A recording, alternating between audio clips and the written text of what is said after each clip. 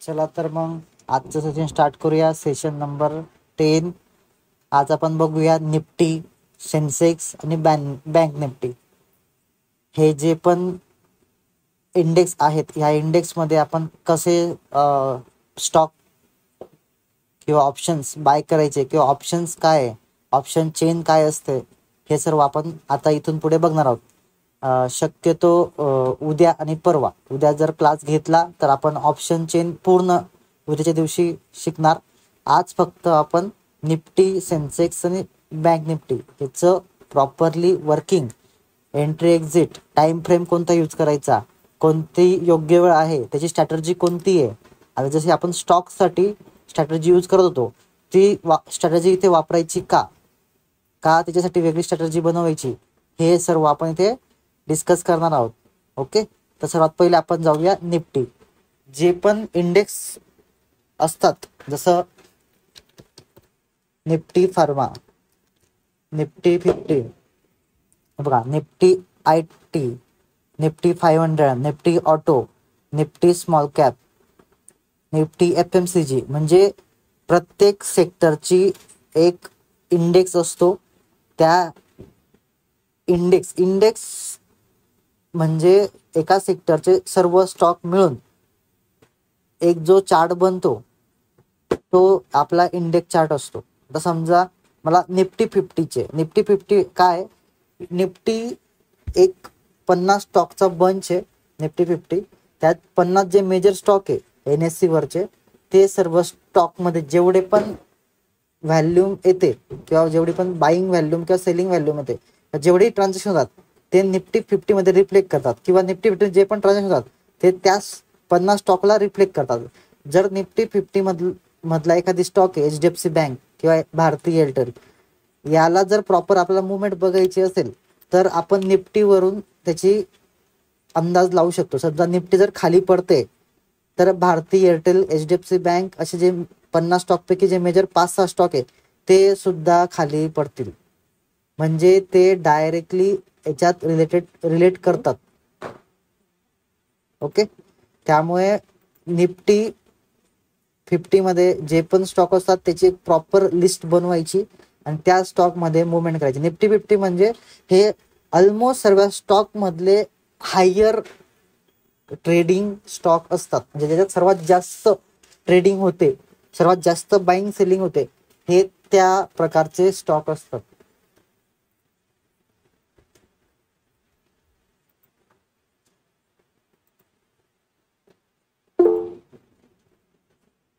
Okay, Nifty 50चा आपण आज start करूया. तुमच्या समोर स्क्रीन दिसत असेल तर निफ्टी जे मी तुम्हाला सांगितलं की निफ्टीचे बऱ्यापैकी सेक्टर आहेत. त्यात आपण सर्वात जास्त जो ट्रेडिंग करतो तो निफ्टी 50 मध्ये ट्रेडिंग करतो. जी आपल्या समोर जो चार्ट दिसेल किंवा जो चार्ट लोड होतोय तो निफ्टी 50चा. निफ्टी 50 म्हणजे जेवढे पण आपल्या लिस्टेड स्टॉक आहे NSE मध्ये त्यातले सर्वात टॉपचे 50 स्टॉक, त्यात सर्वात जास्त बाईंग सेलिंग होते असे स्टॉक एका इंडेक्समध्ये जमा होतात आणि त्या इंडेक्सला आपण निफ्टी 50 म्हणतो. आता ह्या इंडेक्समध्ये आपण डायरेक्टली ट्रेड नाही करू शकत. डायरेक्टली ट्रेड म्हणजे डायरेक्ट बाय किंवा डायरेक्ट सेल नाही करू शकत. यात तुम्हाला जावं लागतं ऑप्शनमध्ये. याचे ऑप्शन असतात. जर तुम्ही ऑप्शनमध्ये गेलात तुम्हाला इकडे 3 पार्ट दिसतील. ऑप्शनमध्ये तुम्हाला काय दिसेल, 3 पार्ट दिसेल. 3 पार्ट. सर्वात पहिला पार्ट आहे इकडे कॉल नावाचा. हे बघा, इकडे कॉल्स लिहिलेलं आहे, त्याखाली सिम्बॉल दिलेला आहे. सिम्बॉल्स म्हणजे तुम्हाला माहिती आहे की आपण जे स्टॉकचं नाव असतं त्याला आपण सिम्बॉल म्हणतो. आता इथे काय, स्टॉकचं नाव नाही आहे, स्टॉकच्या नावाच्या जागी व्हॅल्यू आहे किंवा एक अमाऊंट आहे. त्या अमाऊंटलाच आपण बाय किंवा सेल करू शकतो. जसा 25,600 ह्या स्टॉकचं नाव आहे. ही जी अमाऊंट आहे ह्या स्टॉकची नाव आहे. 25,600 मध्ये बरेच लोक बाईंग सेलिंग करतात. आता काहींना थोडंसं खालच्या लेवलला जाऊन कमी पैशामध्ये ट्रेडिंग करायची आहे तर ते इथे खाली येऊन हे स्टॉक घेऊ शकतात. बरोबर, याला म्हणतात स्ट्राईक प्राइस. आता ही जी स्ट्राईक प्राइस आहे बघा, इथे जो सिम्बॉल आहे कॉल आणि हा पुट. कॉल म्हणजे जर मार्केट वर जातंय आणि आपल्याला जर निफ्टीवर जाते आणि आपल्याला त्यात प्रॉफिट कमवायचं आहे किंवा आपल्याला एंटर करायचं आहे, स्टॉक घ्यायचा आहे एखादी, तर आपण कॉलच्या साईडला स्टॉक घेऊ. मग ते कोणत्या अमाऊंटला घ्यायचा, कोणत्या स्ट्राईक प्राईसला घ्यायचा, स्पॉटला काय बघायचं आणि प्रीमियमला काय बघायचं, याला प्रीमियम सुद्धा म्हणतात. ओके, याला स्पॉट सुद्धा म्हणतात. ओके, जर मार्केट खाली पडतंय, निफ्टी खाली पडते, तर निफ्टीचं खाली पडताना आपल्याला प्रॉफिट कमवायचं आहे, तर आपण ते सेल नाही करू शकत. आपल्याला बाय करावं लागेल पुट म्हणजे खाली पडणाऱ्या निफ्टीच्या स्टॉकमध्ये आपण एंटर करण्यासाठी दिलेला एक प्लॅटफॉर्म. जसं आपण अप साईडला इथे बाय करण्यासाठी कॉल दिलेला प्लॅटफॉर्म आहे, तसंच पुट साईड डाऊन साईडला सेल करण्यासाठी जे त्या स्ट्राईक प्राईजला आपल्याला जर तिथे एंट्री करायची आहे, समजा 25,600चा स्ट्राईक प्राईस चालू आहे आणि त्या रेंजपासून मार्केट खाली पडतंय, 25,500कडे चालू जात, सॉरी 25,650कडे जात आहे किंवा 25,550कडे जात आहे, तर आपण पुट साईडला एंटर करून त्यात प्रॉफिट कमवू शकतो. आता यात किती स्ट्राईक प्राईज असतात, याच्यात ऑलमोस्ट आपण जर बघितलं तर 10 स्ट्राईक प्राईजमध्ये वर्किंग होतं. 10 कशा, ज्या ठिकाणी प्राईस चालू आहे त्याच्यावर 10, त्याच्या खाली 10, कधी कधी 5-5च होतं, कधी कधी 10-10 होतं. कारण काही लोक खूप लांबची स्ट्राईक प्राईस घेतात आणि तिकडे ट्रेड करतात. लांबची का घेतात, आता काही लोकांकडे खूप पैसा जास्त असतो, तर ते काय करतात, इन द मनीमध्ये खूप लांबची स्ट्राईक प्राईस घेतील. बरोबर, आता इन द मनी काय आणि आउट ऑफ द मनी काय आणि ॲट द मनी काय हे आपण शिकणार. आणि ज्यांच्याकडे पैसा कमी आहे ते आउट ऑफ द मनीमध्ये खूप लांबची स्ट्राईक प्राईस घेतील. म्हणजे समजा 25,000ला मार्केट चालू आहे, 25,000 निफ्टी चालू आहे आणि मला एंटर करायचं आहे थोड्या कमी पैशांमध्ये किंवा खूप कमी पैशांमध्ये, मी खूप लांबची प्राईस घेईल आउट ऑफ द मनी. पण ती घेणं योग्य आहे का, त्याच्यामागे काय रिझन आहे आणि का घ्यायची, हे सर्व प्रश्नांचे उत्तर आपण आज इथे क्लिअर करूया. ओके, आता सुरुवात करू आपण सर्वात पहिले कॉल, पुट आणि स्ट्राईक प्राईस. ह्या ज्या 3 गोष्टी आहे, ह्या 3 गोष्टी एकमेकांशी रिलेटेड आहे. जर कॉलची प्राईस वाढते तर सेम, आता तुम्हाला बघा इथे सेम 25,750, 25,750, 25,750 ही जी स्ट्राईक प्राईस आहे तिघींची व्हॅल्यू जी सेम आहे. याच्यामध्ये डिफरन्स आहे. काय डिफरन्स आहे, ही जे नाव दिसतंय कॉल 25,750, पुट 25,750, जर कॉल 25,750 हा 10 रुपयांनी वाढला तर पुट 25,750 हा 10 किंवा 15 रुपयाने खाली पडेल.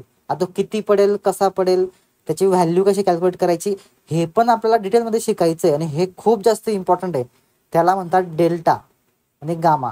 हे कॅल्क्युलेट करून काढायचं आहे, त्याच्यानुसार आपली व्हॅल्यू कळते की आपण हा जी स्ट्राईक प्राईस आहे याच्यात किती खाली पडणार, किती वर जाणार, ह्याच्या डेल्टावरून आपल्याला कळतं.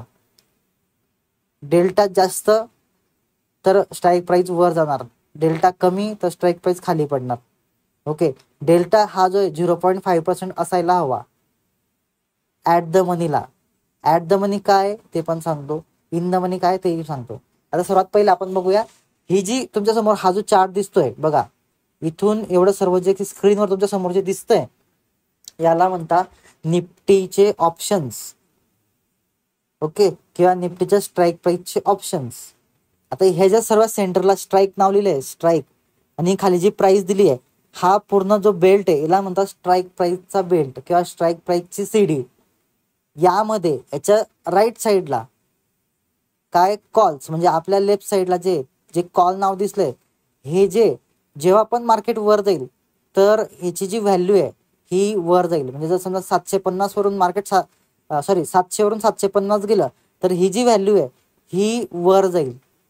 बरोबर, आणि जर मार्केट खाली पडतंय, मार्केटमध्ये कमी होतं, तर बघा तर 750 वर चालू होतं, मार्केट 50 रुपये खाली पडलं तर ही जी 700 रुपये आहे ना ही इथे येऊन जाईल. 750 वजा 50 25,700, तर ही व्हॅल्यू इथे येईल. आता ही जी मध्ये सेंटरला एक लाईन दिली, ही जी बॉर्डर आहे ही खूप जास्त इम्पॉर्टंट आहे. ही लाईन जी असते ना, हीच लाईन ॲक्च्युअल प्राईज असते निफ्टीची.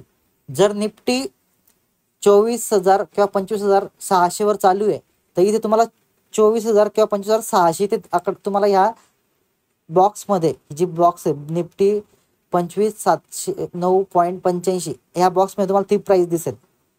जी ॲक्च्युअल प्राईस चालू असते ती प्राईस ह्या लाईनमध्ये तुम्हाला दिसणार. आता ह्या लाईनच्या वर आणि खाली काय का डिवाइड केलंय असं, याची पूर्ण आपण डिटेल्समध्ये माहिती घेऊया. आता सर्वात पहिले बघूया की याच्यामध्ये डिफरन्स काय आहे. आणि ते बघा, इथे 709 आहे आणि इथे 709 आपल्याला कुठेच दिसत नाहीये. असं का झालंय? कारण की निफ्टी हा जो सर्किट आहे तो जम्प करतो 50 रुपयाने.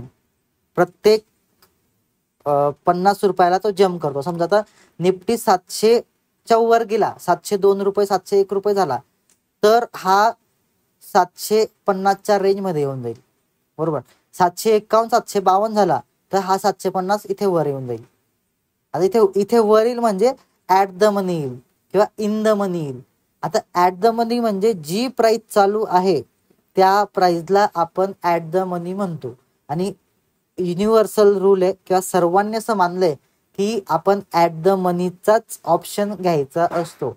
तो कॉल साईडला घ्या किंवा पुट साईडला घ्या, पण ऍट द मनी घ्या. म्हणजे ही जी लाईन आहे ह्या लाईनच्या वरचा हा जो ऍट द मनीचा कॉल आहे किंवा पुट साईड जर घेतला तर ह्या लाईनचा खालचा याला आपण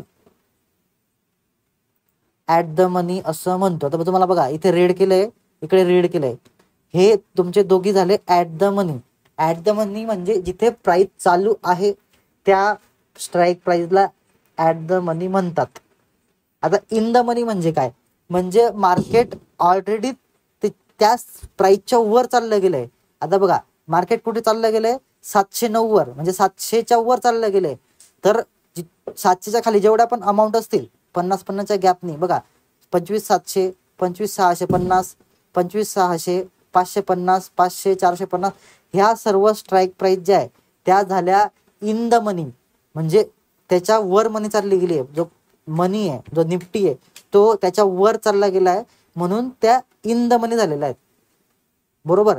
आता निफ्टी ऑप्शन मध्ये पुट साईड ही खाली असते, इथे डाऊन साईडला त्याची स्टार्ट होते. आता इथे काय होतं?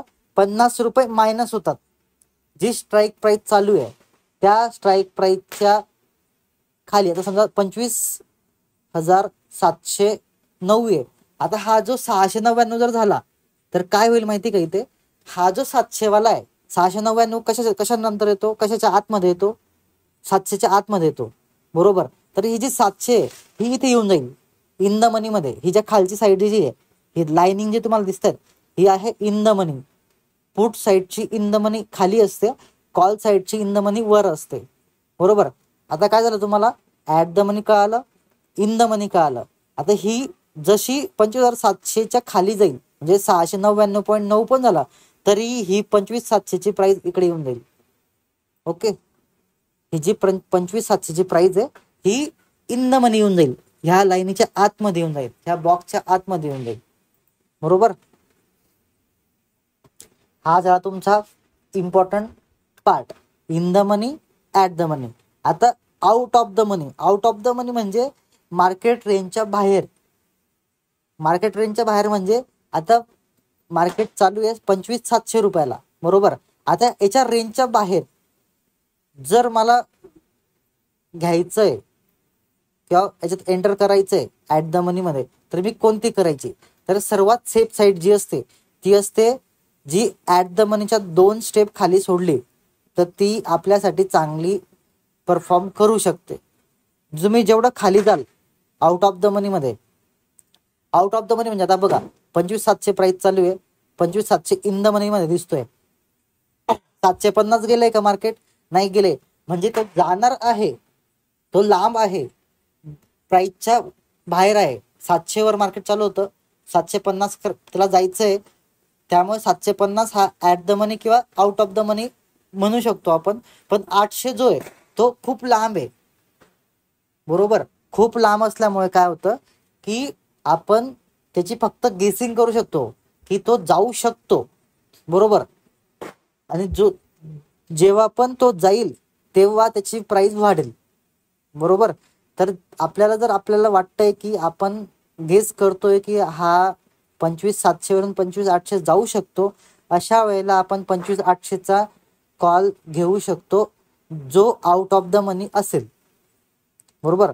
आउट ऑफ द मनी म्हणजे खूप लांबचा, जी प्राइस चालू आहे, स्ट्राईक प्राइस जी चालू आहे, इन द मनीची जी प्राइस आहे त्याच्यापेक्षा 100 पॉईंट वर.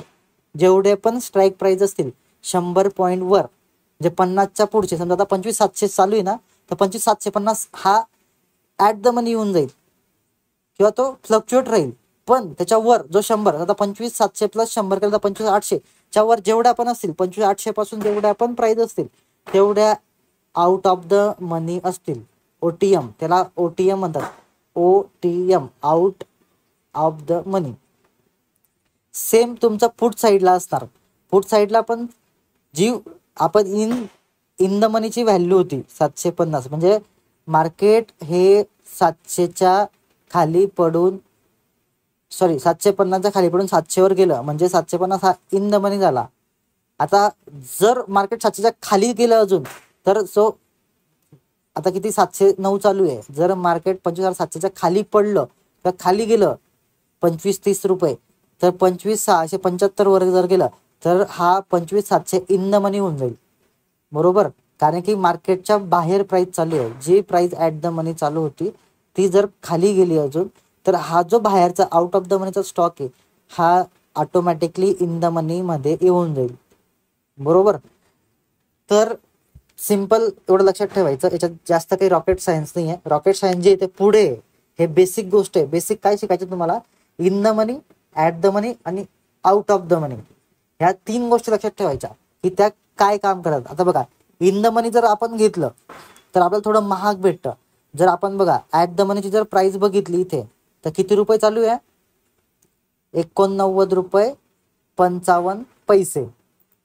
तीच प्राइस आपण इन द मनी जे वर अजून थोडं आपण आतमध्ये जर घेतली, थोडी आतमध्ये जर लांबची घेतली, तर बघा ती प्राइस किती चालू आहे, 157.85. किती रुपयाचा फरक आहे, जवळपास 60 ते 70 रुपयाचा फरक आहे.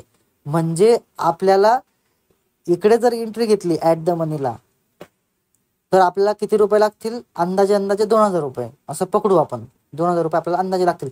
तेच आपण जर इन द मनी जास्त आतमध्ये गेलो, 700चा ॲट द मनी आपण घेतला तर आपल्याला 2,000 लागणार होते.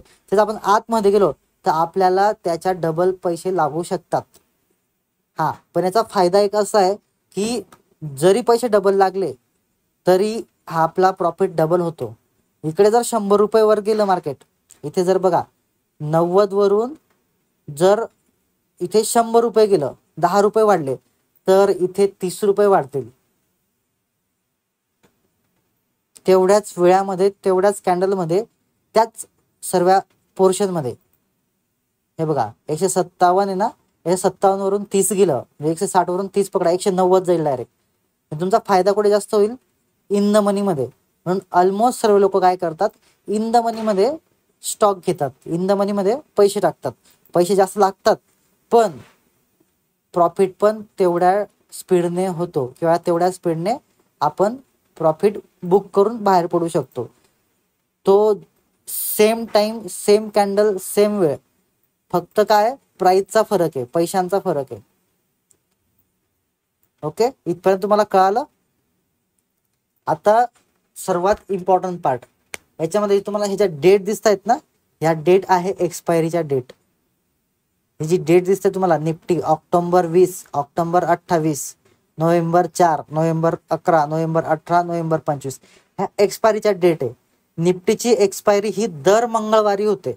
पहिले ती दर गुरुवारी व्हायची, आता दर मंगळवारी एक्सपायरी होते. एक्सपायरी होते म्हणजे काय होतं, जे आपण ह्या आउट ऑफ द मनीच्या प्राइस आहे, आता जे आपण आउट ऑफ द मनी बघितला, ह्या सर्व झिरो होऊन जाणार. याच्या वरच्या ज्या प्राइस आहे ही 50 रुपये असणार. बघा हे किती असणार, आता बघा इथे झिरो झालेली आहे, 11 रुपये झालेली आहे, तर ही 50 रुपये वर क्लोज होणार. बरोबर, त्याच्यावरची 100 रुपयाला क्लोज होणार. अंदाज सांगतोय, असं परफेक्ट नाही होणार 100ला. 50 जी ॲट द मनी आहे, किंवा जी क्लोज झालेली इथे ॲट द मनीला, ही 50 रुपयाला क्लोज झाली तर ही 100 रुपयाला होणार. त्याच्यावरची जी येते 150 रुपयाला होणार, 200 रुपयाला होणार. असं वाढत वाढत त्याची व्हॅल्यू वाढत जाणार. पण त्याचे जे खालचे ते सर्व झिरो होणार. तर तुम्ही ही घेतली आणि तुम्हाला माहित नाही की आज एक्सपायरी आहे, तर तुमचे जेवढे पण पैसे ते झिरो होणार at the end of the day. म्हणजे सर्वात दिवसाच्या शेवटी किंवा 2 नंतर मार्केट हळूहळू झिरोकडे जातं. बरोबर, तर ही जी स्ट्राईक प्राइस आहे ही ऑटोमॅटिकली तुमची झिरो होणार.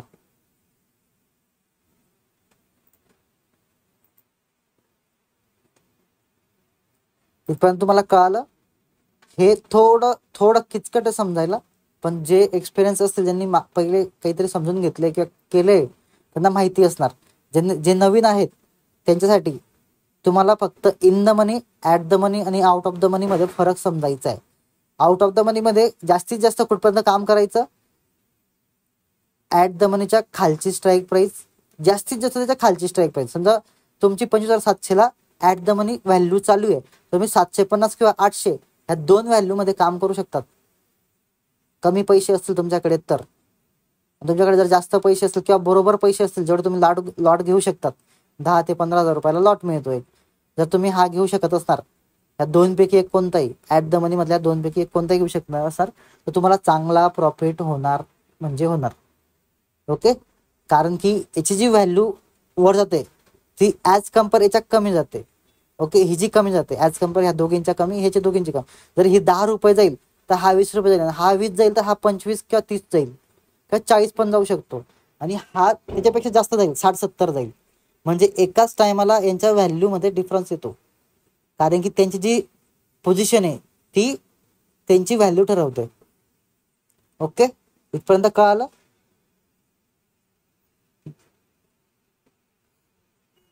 ज्यांना पण नाही कळालं असणार मी परत एक्सप्लेन करून देईल, पण ॲटलिस्ट एवढा 3 गोष्टी लक्षात ठेवा की निफ्टीमध्ये ऑप्शन चेन असते किंवा जे पण इंडेक्स असतो, इंडेक्स ह्याच्या पुढे लिहिलेलं आहे त्याच्यामध्ये एक चेन असते.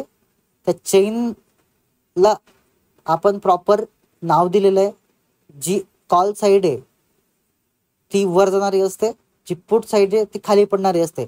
जेव्हा जेव्हा मार्केट वर जातं तेव्हा आपण कॉल साईडला काम करायचं, आणि जेव्हा जेव्हा मार्केट खाली पडतं तेव्हा आपल्याला पुट साईडला काम करायचं. म्हणजे आपल्या जे आपण ऑब्झर्वेशन, जे पण आपण ट्रेड लाईन, जे पण आपण स्ट्रॅटेजी शिकू किंवा आपण जे शिकलोय बेसिक, त्या अप्लाय करायच्या, कन्फर्मेशन घ्यायचं इंडिकेटरचं, आपल्या टेक्निकल स्किलचं, आपल्या ब्रेकआउटचं, सपोर्ट रेजिस्टन्सचं, आणि मग एंटर करायचं. ओके.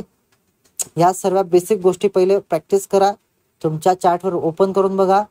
आता तुम्हाला हे जे निफ्टीचं दिसतंय हे तुम्ही स्टॉकचं पण करू शकतात. ऑलमोस्ट जेवढे पण 8,000 स्टॉक आहे FNO मध्ये, त्या स्टॉकमध्ये तुम्ही सेम ऑप्शन चेन बघू शकतात. फक्त तुम्हाला इथे जी व्हॅल्यू आहे, जी स्ट्राईक प्राईस आहे ती वेगवेगळी असणार. समजा एखादी स्टॉक आहे, तो स्टॉक चालू आहे 1,600 रुपयाला, इकडे 1,610, 1,620, 1,630, 1,640 असं दिसणार. एखादी स्टॉक आहे तो 550 चालू आहे, तर 550, 560, 555, 550, 555, 5-5 रुपयांनी फरक दिसणार. काही काही ठिकाणी 10-10 रुपयांनी फरक दिसणार, काही काही ठिकाणी 100-100 रुपयांनी फरक दिसणार, काही काही ठिकाणी तुम्हाला पॉईंटने फरक दिसणार. म्हणजे 100.50, 100.200, 100.300 असं फरक दिसणार. सर्व स्ट्राईक प्राईस ह्या वेगवेगळ्या काम करतात. त्यांची जी डेल्टा व्हॅल्यू ठरवते, जी कॅल्क्युलेट होते, त्याच्यावर तो स्ट्राईक प्राईस वर्किंग करतो. ओके. आपल्याला फक्त हा जो टेबल आहे, हा टेबल समजून घ्यायचा आहे. पुट काय सांगतं, जेव्हा आपण मार्केट खाली पडेल तेव्हा आपण पुटमध्ये एंटर करायचं, आणि जेव्हा आपण मार्केट वर जाईल तेव्हा आपल्याला वाटतं की वर जाणार, तेव्हा आपण कॉल साईडला एंटर करायचं. आणि ही जी लाईन आहे बॉर्डर, ही जी बॉर्डर आहे, ह्या बॉर्डरच्या वर राईट साईडला,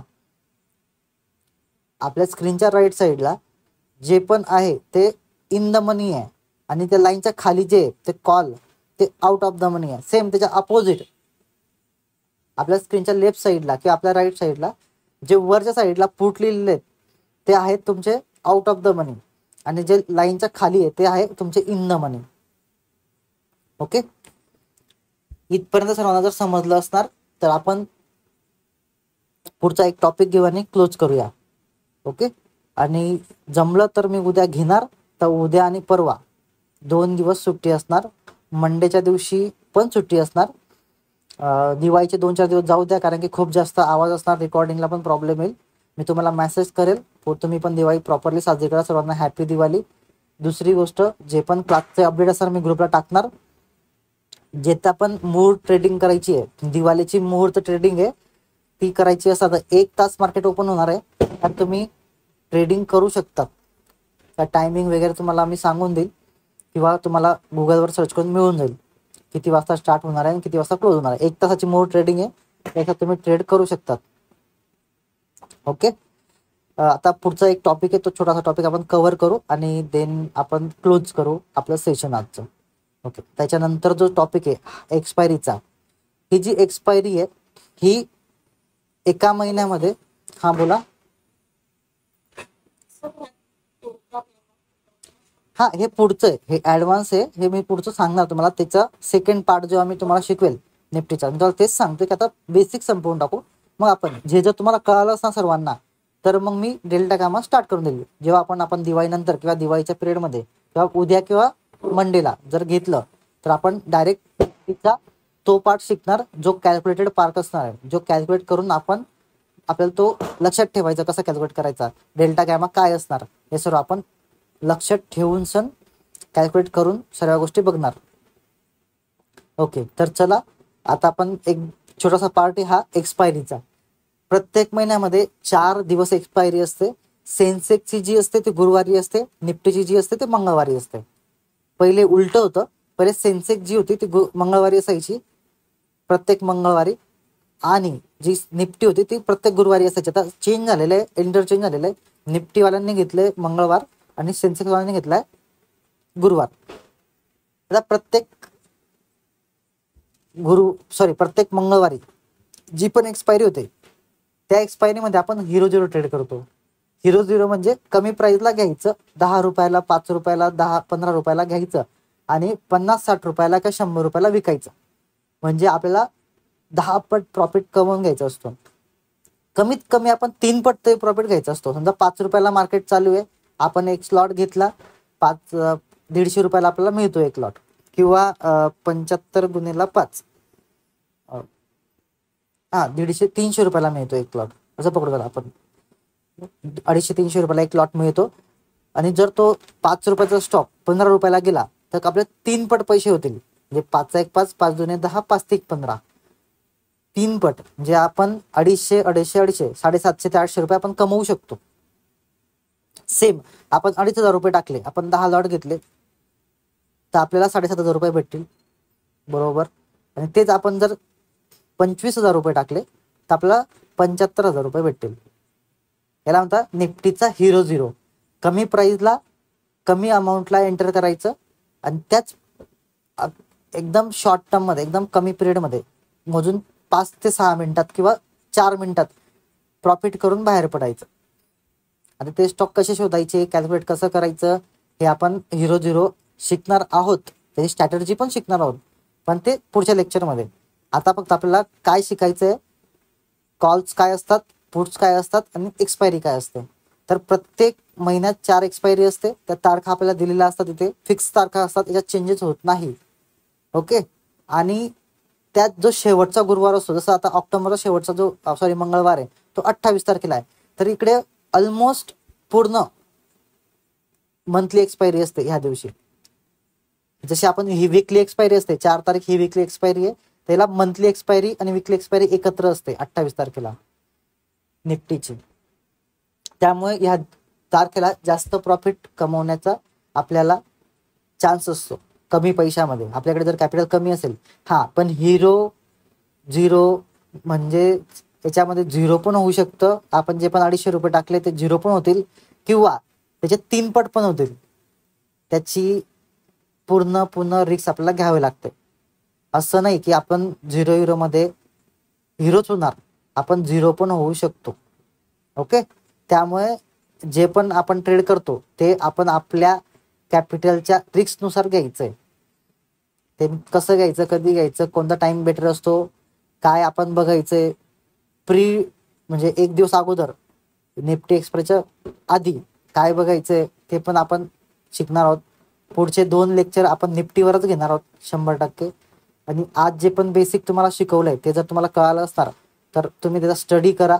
आणि ज्यांना नाही कळालं त्यांनी मला मेसेज करून सांगा, मी तुम्हाला परत एकदा रिपीट करून देईल. निफ्टीमध्ये आपण आज फक्त 3च गोष्टी बघितल्या: call, put, in the money, at the money, expiry आणि OTM, आउट ऑफ द मनी. या सर्व गोष्टी आपण आज बघितल्या. ज्यांना पण काही प्रॉब्लेम असेल ते मला इथे